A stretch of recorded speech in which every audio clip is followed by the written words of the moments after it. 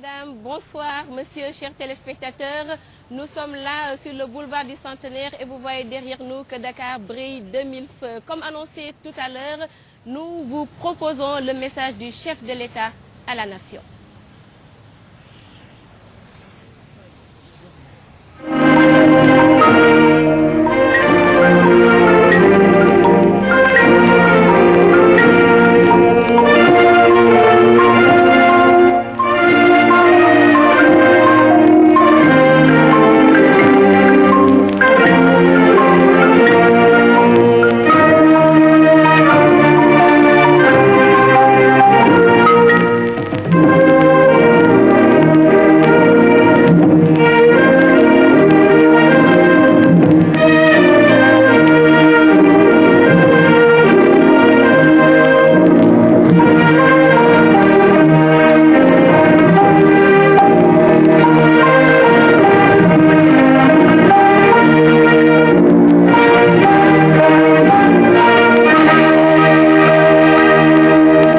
Sénégalaises, Sénégalais, Africaines, Africains, hôtes étrangers qui vivaient parmi nous, au seuil du Nouvel An, c'est avec un plaisir renouvelé que je m'adresse à vous, mes chers compatriotes. En cette heureuse circonstance, rendons grâce à Dieu, maître absolu du temps, pour la faveur qu'il nous accorde une fois de plus de vivre ensemble ces moments privilégiés de joie et d'espérance. Je vous invite, chers compatriotes, à vous joindre à moi pour une pensée pieuse pour tous ceux que le décret divin a arrachés à notre affection.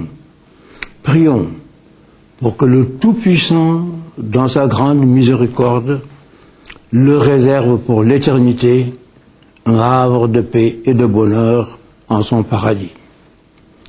Aux malades parmi nous, j'exprime toute ma compassion et formule des prières pour leur prompt rétablissement.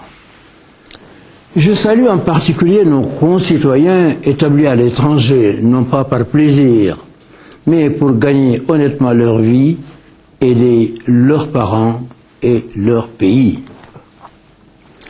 Et je salue affectueusement nos braves soldats, hommes et femmes déployés dans diverses missions dans le monde au service de la paix et de la sécurité internationale. Mes chers compatriotes, l'année s'achève en apothéose, comme a dit le poète, avec la fin du 3e Festival mondial des arts nègres, qui aura fait de Dakar, pendant 3 semaines, la capitale du monde noir. Le rendez-vous des plus grands artistes noirs dans les 16 branches des arts, dont la musique, la danse, le cinéma, la mode, la peinture, la sculpture, la poésie et la littérature. De talentueux artistes mondialement connus, ainsi que nos plus grands savants, relevant de toutes les disciplines scientifiques, ainsi que les intellectuels d'Afrique et de la diaspora ont fait le déplacement pour venir vivre avec nous le temps d'un festival. Le pays entier, sur toute l'étendue du territoire national, particulièrement dans les capitales régionales, a vibré 2 jours et 2 nuits avec des animations en salle, mais aussi sur les places publiques, grouillant de monde. La fête était partout. Au total, plus de 6000 participants venant de plus de 70 pays de tous les continents. Sur le socle de l'unité culturelle des peuples noirs, riche de sa diversité, le 3e Festival mondial des arts nègres aura fait l'inventaire de nos apports à la culture et à la civilisation panhumaine et embrassé passionnément l'avenir en création.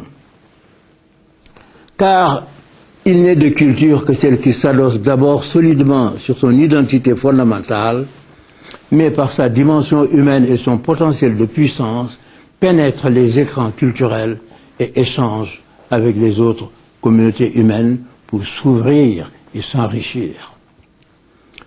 Le premier festival, vous le savez, a été conçu et organisé en 1966 à Dakar par Léopold Sédar Senghor et ses compagnons, tels que l'écrivain Alioune Diop ou encore Aimé Césaire. Le deuxième a été accueilli à Lagos, Nigeria, 11 ans après, en 1977. Déplorant que plus de 3 décennies après Lagos, il n'y ait eu aucune initiative de continuer une si belle tradition qui s'amorçait, oubliée même par les héritiers du poète président, j'ai soulevé la question à l'occasion d'un sommet des chefs d'État de l'Union africaine, et c'est avec les encouragements de mes pairs que le Sénégal fut tout naturellement chargé de son organisation. J'ai accepté, mais en expliquant que pour le financement, au lieu de réclamer des cotisations, j'allais demander des contributions volontaires à certains pays parmi les plus nantis. Donc, totalement oublié. Le festival, grâce à l'initiative sénégalaise, a été ressuscité 33 ans après celui de Lagos. Le pari a été tenu par la seule volonté et l'engagement de tous les Sénégalais. Entre manifestations culturelles, artistiques, intellectuelles, le génie créateur du peuple noir, dans toute sa diversité, a brillé de tout son éclat pendant 3 semaines.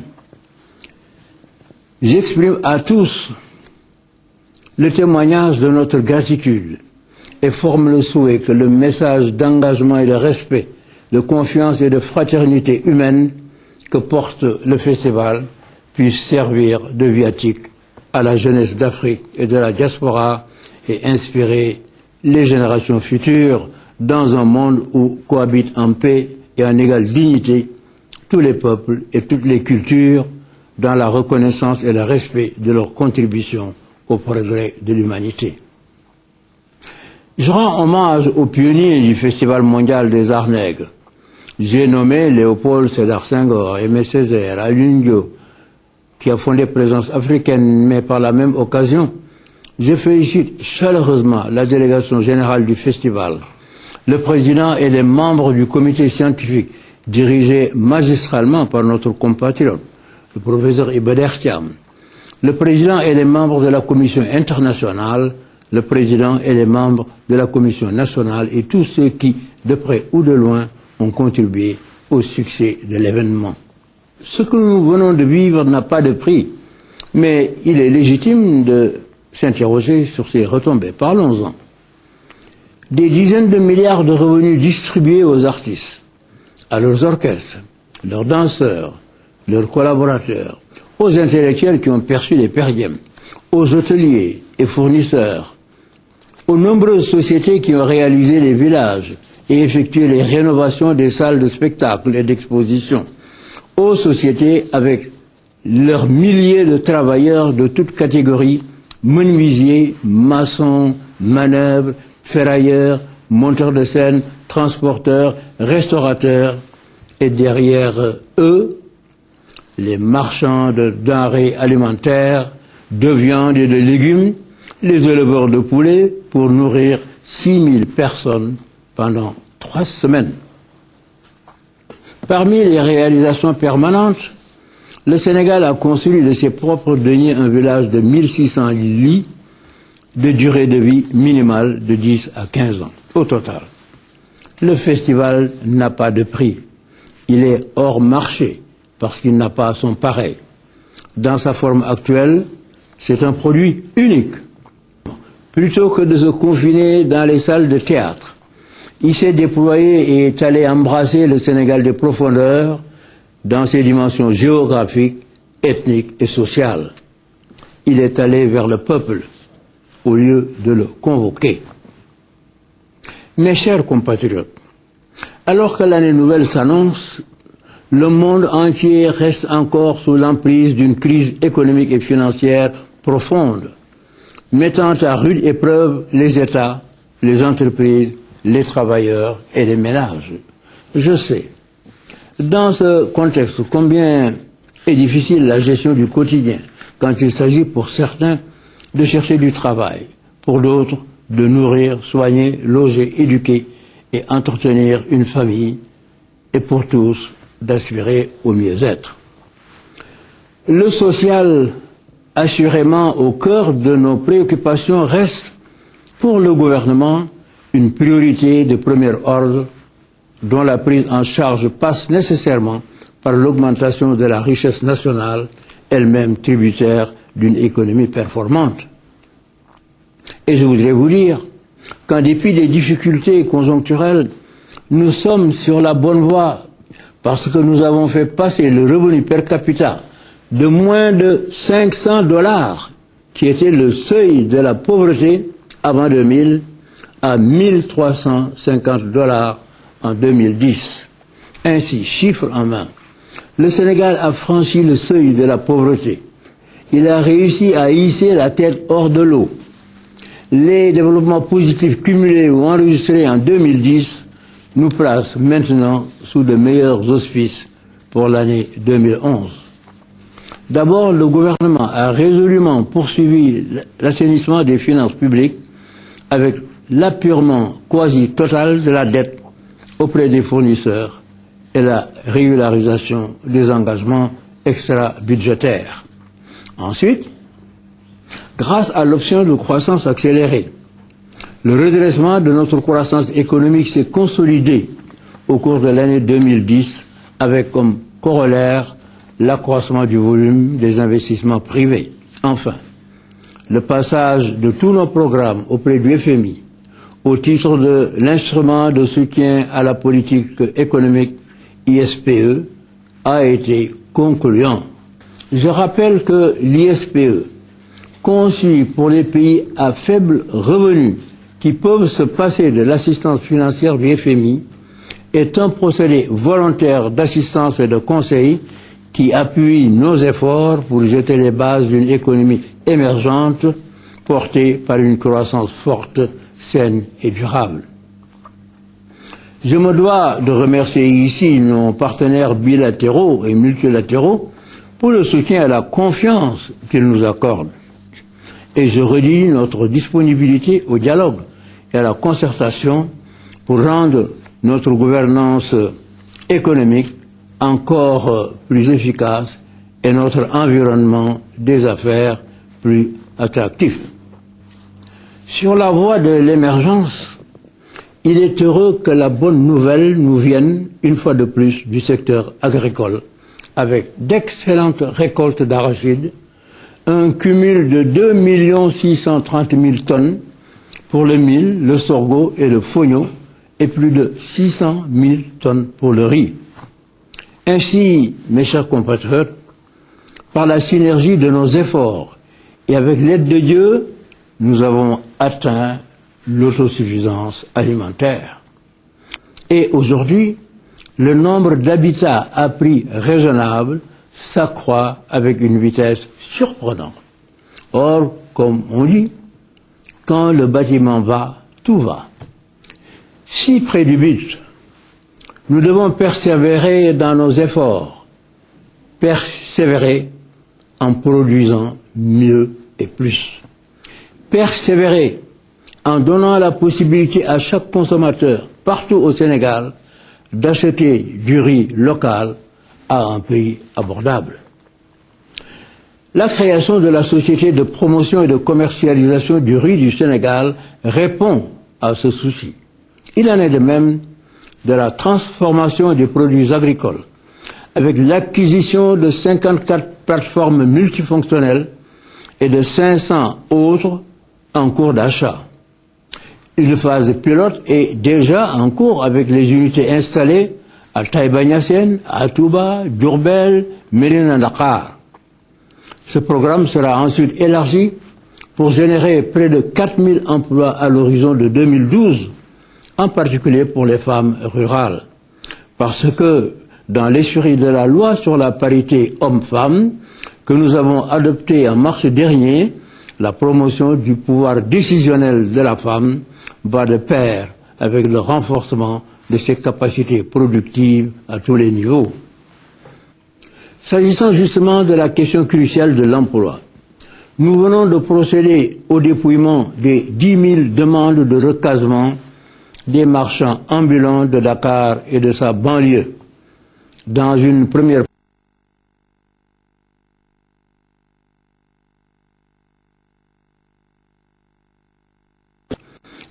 deuxième phase, les dossiers des 5 000 autres seront traités et bénéficieront des mêmes dispositions à Petersen. Pour la trituration de l'arachide, le procédé d'élimination de l'aflatoxine testé avec succès par l'Institut de technologie alimentaire et adapté aux presses à huile déjà acquises permettra au monde rural de produire une huile saine à la portée de toutes les bourses. Ne voyez-vous pas que les paysans au Sénégal sont en train de devenir, j'allais dire, des industriels? En ce qui concerne la campagne d'arachide, le gouvernement a octroyé cette année encore une subvention de 15 francs CFA par kilo pour maintenir le prix du kilogramme à son niveau de la campagne précédente, soit 165 francs CFA. Si malgré le triplement du per capita, certaines couches restent encore démunies, il reste que la richesse a été créée, mais probablement mal répartie. Nous allons y remédier. Mais toutes ces mesures d'accompagnement de notre révolution agricole ne pourraient avoir leur plein effet sur l'amélioration de notre pouvoir d'achat que si nous engageons en même temps une véritable révolution individuelle et collective des mentalités et des habitudes en consommant davantage ce que nous produisons. De plus, la diversification des activités rurales par la transformation des produits agricoles permet aux producteurs de gagner des revenus supplémentaires en n'étant plus obligés de brader le fruit de leur dur labeur.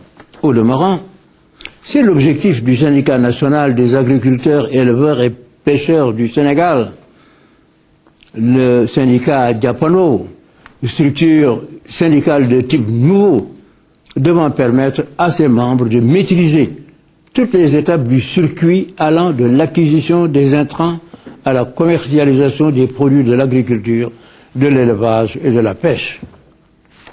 Avec une meilleure organisation, les producteurs ne devraient plus être à la merci d'intermédiaires dont les pratiques malsaines, que nous avons du reste démasquées, profitent indûment du système des subventions en vendant les semences à des prix exorbitants. J'entends mettre définitivement fin à ces abus inacceptables et je donnais les instructions les plus fermes à cet effet.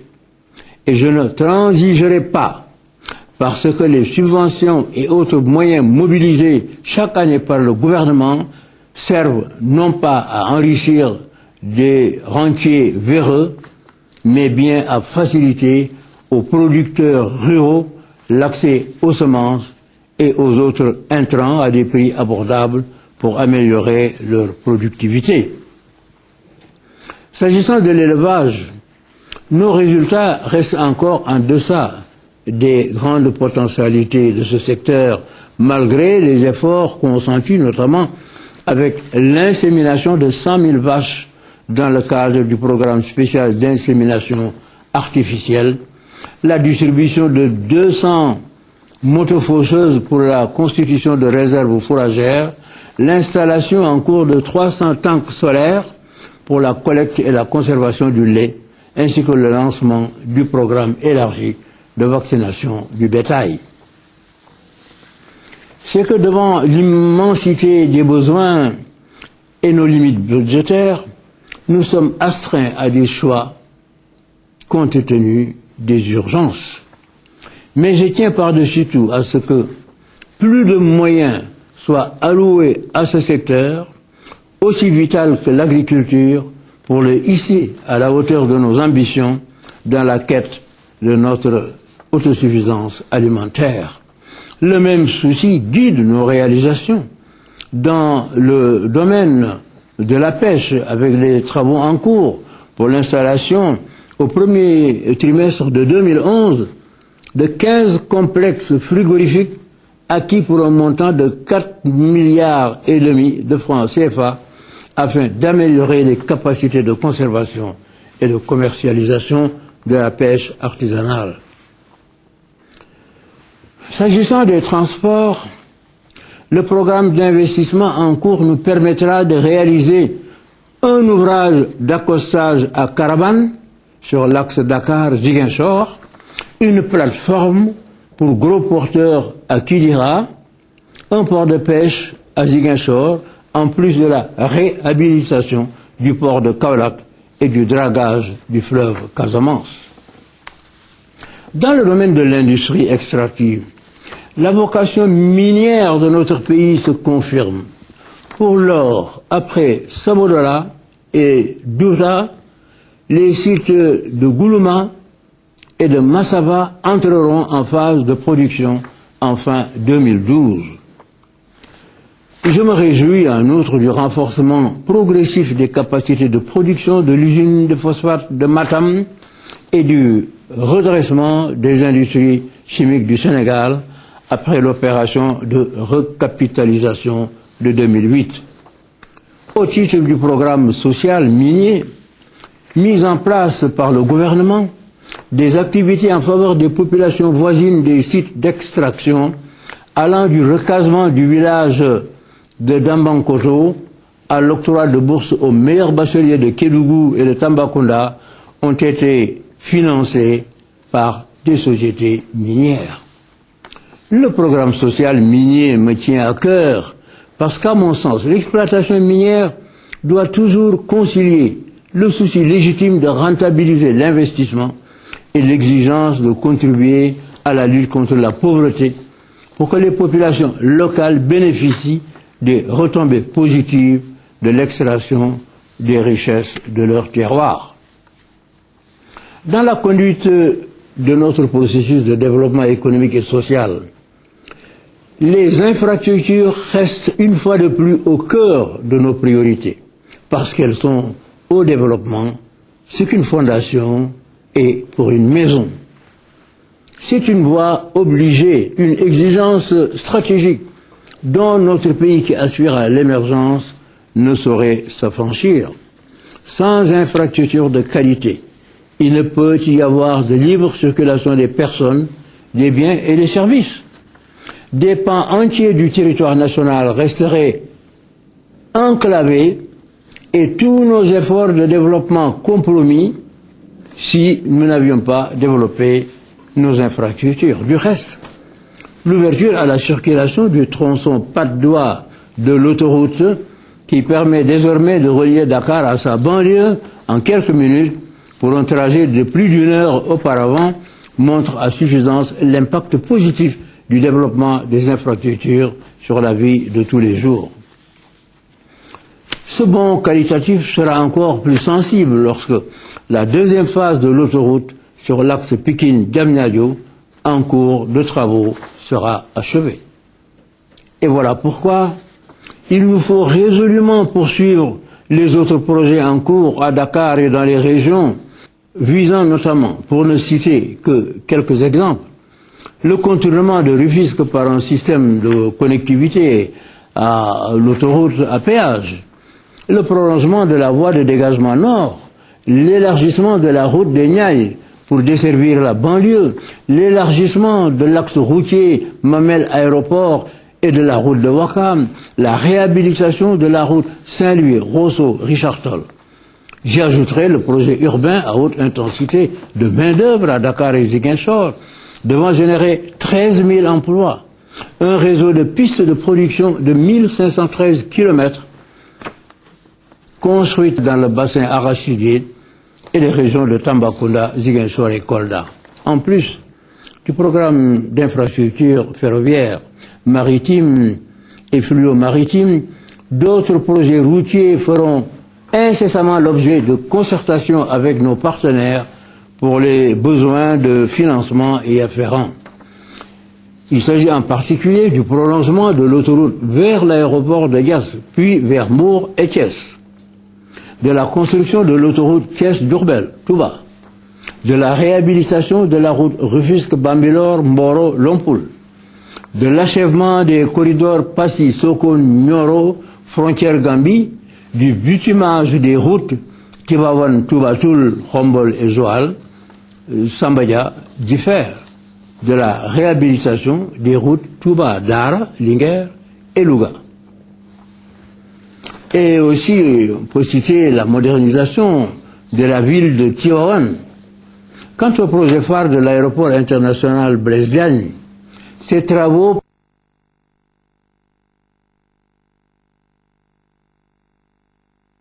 connus, c'est-à-dire dès 2011, tandis que la nouvelle compagnie, Sénégal Airlines, réceptionnera ses premiers appareils en début du mois de janvier pour démarrer ses activités dans les toutes prochaines semaines. Pour la cohésion de nos choix stratégiques, les travaux d'infrastructure s'accompagnent du renouvellement progressif du parc des transports avec 402 minibus acquis pour le compte des opérateurs privés, dont 152 déjà livrés. La Chine a accepté de fournir 235 nouveaux bus à une nouvelle société de transport public qui acceptera de signer un cahier des charges et un code de conduite. J'aurais voulu, pour ma part, en faire bénéficier Dakar Demdik, mais la gestion de celle-ci n'a pas convaincu notre bailleur. Ce programme sera étendu à Mour, à Kaolack, à Saint-Louis, à Thiès, Touba et Ziguinchor. Au demeurant, les chantiers d'infrastructure touchent également les collectivités locales avec le parachèvement entre 2010 et 2012 de la construction de l'ensemble des hôtels communautaires et l'équipement de 52 hôtels de ville pour un coût total de près de 9 milliards de francs CFA. Évidemment, les travaux d'infrastructure conduisent parfois à des déplacements inévitables de population. Je me réjouis à ce sujet de l'approche mise en œuvre par l'APIX, intégrant les aspects sociaux et environnementaux dans la libération de la zone traversée par le tronçon Pikine-Kermassar de l'autoroute. Cette approche a permis, entre autres, d'apporter le traitement le plus favorable possible à plus de 3000 ménages et près d'1 millier de micro-entreprises déplacées par le projet. De prévoir la restructuration de Pikine irrégulier Sud par différents aménagements et infrastructures publiques qui contribueront à la résolution du problème des inondations de la banlieue, de s'inscrire dans le projet en compensation des arbres détruits, la régénération de la forêt de Mbao pour en faire un espace vert récréatif pour tous les habitants de la région de Dakar. L'exécution de ce projet commencera dès ce mois de janvier 2011. En ce qui concerne l'habitat social, je suis sensible à l'aspiration légitime de chaque famille à un logement décent, selon ses moyens. Et c'est l'objet du programme Une famille, un toit. C'est pourquoi le plan Jaxaay, qui a déjà livré 2012 logements, pendant que 953 sont en cours de construction, vise, dans sa deuxième phase, un objectif de 5000 unités pour mieux asseoir sa vocation nationale avec le concours de la Banque mondiale. À ce niveau, je voudrais féliciter les promoteurs immobiliers qui, à leur tour, réalisent des logements accessibles aux Sénégalais.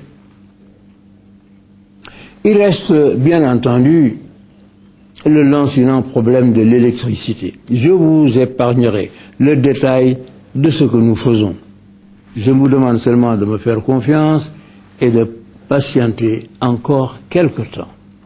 Je sais combien est grande la frustration des usagers face aux désagréments occasionnés par les délestages, ce en dépit des investissements importants consentis pour redresser ce secteur vital de notre économie et satisfaire la demande en électricité et en gaz. En raison de la persistance des défaillances et de la complexité des problèmes que pose la question de l'énergie, j'ai prescrit un audit complet du secteur pour identifier les causes profondes de la crise et apporter des solutions durables. Les premiers constats du diagnostic sont connus. Déficit structurel de production, circuits d'approvisionnement inadéquats et forte dépendance au fuel dont les prix restent très élevés, en plus des retards enregistrés dans l'exécution des projets d'exploration du gaz et la mise en place des centrales à charbon. Au regard de ces constats, le gouvernement finalise actuellement un plan d'urgence pour améliorer la fourniture en énergie, notamment par la mise en place de capacités additionnelles d'appoint avec l'accélération des projets de centrales au charbon. L'amélioration des méthodes d'approvisionnement de la Sénélec en combustible et une meilleure maîtrise de la demande. En plus de ces mesures d'urgence, nous avons signé avec le groupe EDF de France un accord dont la mise en œuvre nous permettra de résoudre de manière durable le problème des délestages par un renforcement de la production et un meilleur entretien des équipements pour une plus grande efficacité du système de distribution de l'électricité. Je voudrais en outre saluer la mise en place par le ministère chargé de l'énergie d'un comité de restructuration et de relance du secteur de l'énergie qui regroupe diverses compétences de la filière. Malgré les difficultés actuelles, je tiens à poursuivre le programme d'électrification rurale pour atteindre le taux de couverture de 50% à l'horizon de 2012. L'Agence sénégalaise d'électrification rurale, ASER, travaille dans ce sens sur la base de 10 concessions à octroyer au secteur privé dans le cadre d'un partenariat public-privé. 30% du capital des sociétés concessionnaires d'électrification rurale devant être réservé au secteur privé national.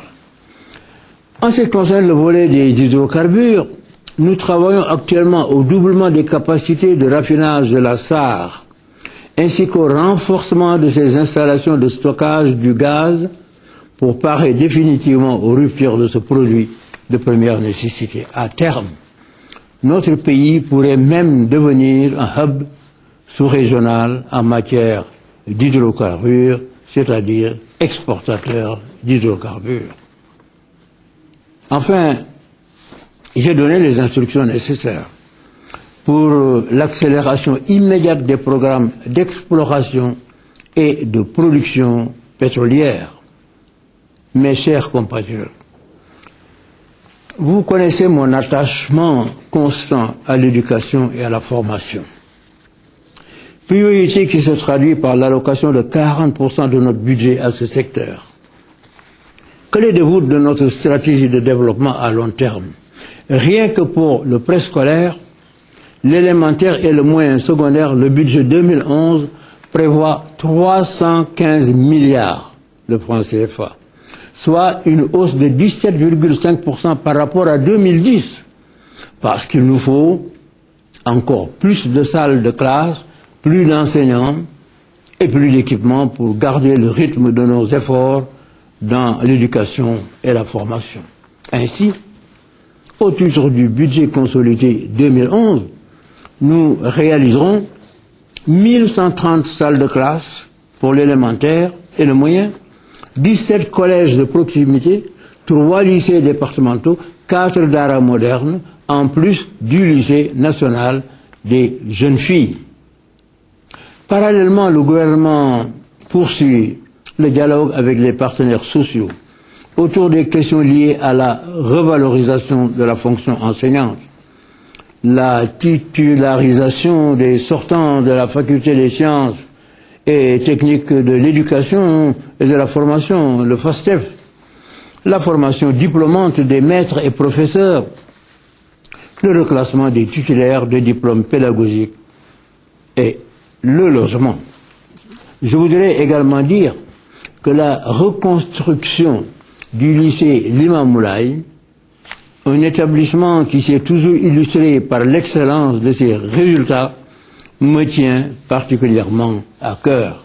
C'est pourquoi j'ai tenu à recevoir personnellement, il y a quelques jours, les partenaires engagés dans la réalisation de ce projet, dont nous avons déjà signé le protocole d'accord. Et nous leur faisons entière confiance pour mener à bien ce projet dans les délais convenus. Sur les questions pédagogiques, je sais que la suppression est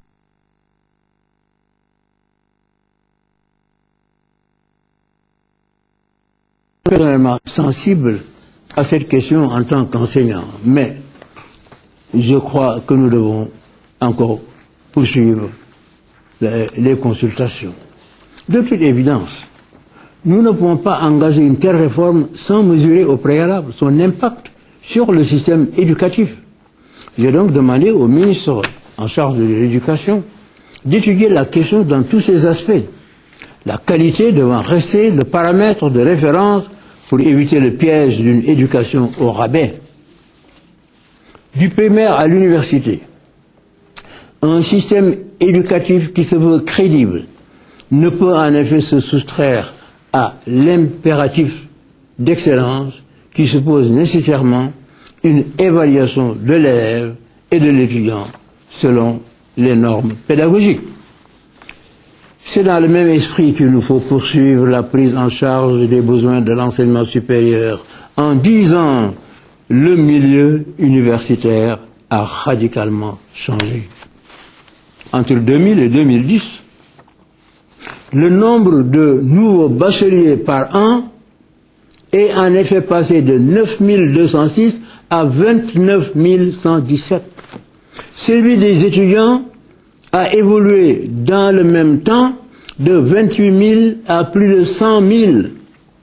Cette massification des effectifs qui contribue à l'émergence d'un Sénégalais de type nouveau en phase avec la société du savoir et du savoir-faire a été possible grâce à d'énormes investissements dans les infrastructures scolaires et universitaires, au recrutement soutenu d'enseignants et une politique volontaire d'octroi de bourses et d'aide aux étudiants.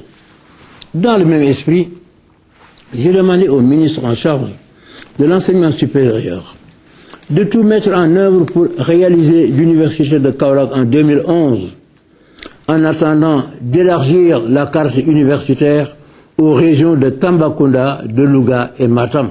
Malgré les nombreux défis à relever, l'enseignement supérieur poursuit sa tradition de pôle d'excellence, comme en témoignent les prix internationaux attribués cette année à des universitaires sénégalais et la sélection entre plusieurs concurrents de la faculté des sciences économiques et de gestion de l'université Cheikh Anta Diop pour abriter la chaire de l'Organisation mondiale du commerce. Aux uns et aux autres, j'adresse mes chaleureuses félicitations. Je me réjouis également de l'émergence des universités privées. Je soutiens cette nouvelle dynamique en ce sens qu'elle élargit l'offre de formation et crée une émulation de nature à contribuer à la diversification des cursus et à l'amélioration de la qualité des enseignants. Il reste que le renouvellement rapide des connaissances exige une remise en cause permanente du contenu des programmes et des filières. En rapport avec les acteurs du monde universitaire, le ministère de l'Enseignement supérieur devrait engager une réflexion sur les innovations qu'appelle l'adaptation des enseignements aux réalités de notre temps et aux exigences du marché de l'emploi. C'est à ce prix que notre jeunesse, vibrante et ambitieuse, pourra exprimer dans les meilleures conditions son intelligence et son talent, non seulement dans les études, mais aussi dans d'autres domaines d'activité professionnelle ou sportive. Je salue à ce sujet les belles performances du sport sénégalais au cours de l'année 2010, performances qui nous ont valu 110 médailles africaines et mondiales. La qualification de notre équipe nationale cadette de football pour la Coupe d'Afrique des Nations de 2011 est une première pour notre pays et est emblématique de ce renouveau sportif sénégalais. Je vous exhorte, jeunes lionceaux qui voyaient déjà grand, à honorer avec la même détermination les couleurs nationales lors de la phase finale. Vous avez tout mon soutien et celui du gouvernement. Comme je l'ai indiqué récemment au Conseil présidentiel sur le sport, il nous faut revenir au Sénégal qui gagne avec des infrastructures sportives de qualité. Je suis heureux d'annoncer qu'à la fin des chantiers en cours, nous compterons en 2011 11 stades modernes, tous dotés de pistes athlétiques, après quoi je m'attacherai à l'édification d'un stade omnisport à Dakar. Comme pour l'éducation, la formation et le sport, nous poursuivons sans relâche nos efforts dans le domaine de la santé avec l'achèvement prochain d'infrastructures hospitalières de référence à l'instar de l'hôpital Dalal Jammeh de Dakar, des hôpitaux régionaux de Matam, de Fatick et Ziguinchor, de l'hôpital pour enfants de Diamniadio et la clinique gynécologique et de pédiatrie de l'hôpital général de Grand Yoff. Parallèlement, 590 agents ont été recrutés cette année pour renforcer les effectifs du secteur de la santé. J'aurais dû ajouter les créations du secteur privé, notamment l'Institut du cancer. Nous avons en outre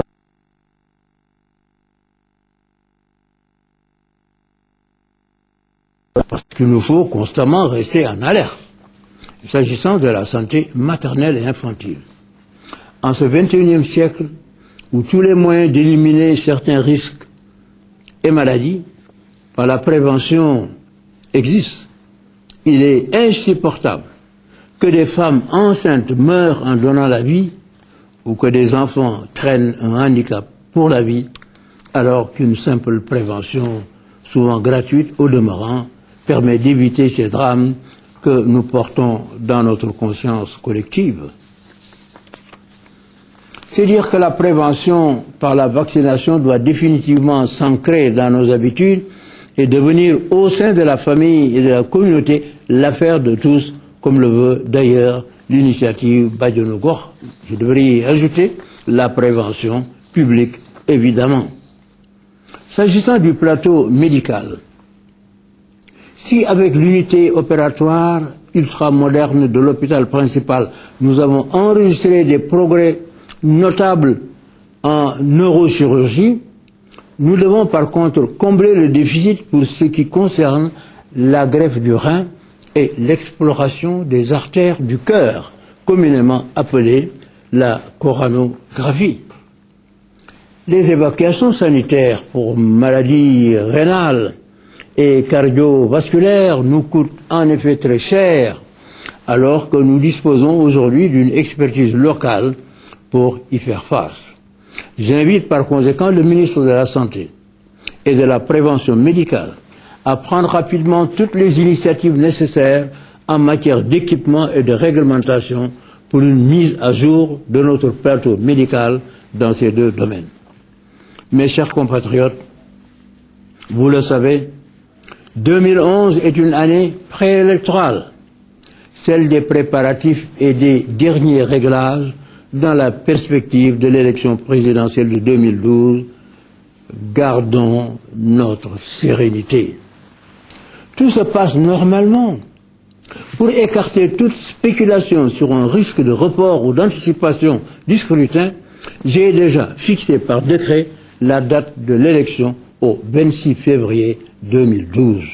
Et conformément à mon adresse à la nation du 3 avril 2009, nous avons commis avec l'appui de nos partenaires, notamment l'Allemagne, les États-Unis et l'Union européenne, une équipe d'experts internationaux à l'effet de procéder à un audit indépendant de notre système électoral. Audit ouvert à l'ensemble des acteurs politiques. En outre, traduisant un engagement que j'avais pris à la demande des acteurs politiques, je viens de signer le décret portant création d'un comité de veille et de suivi des recommandations de la mission d'audit du fichier électoral.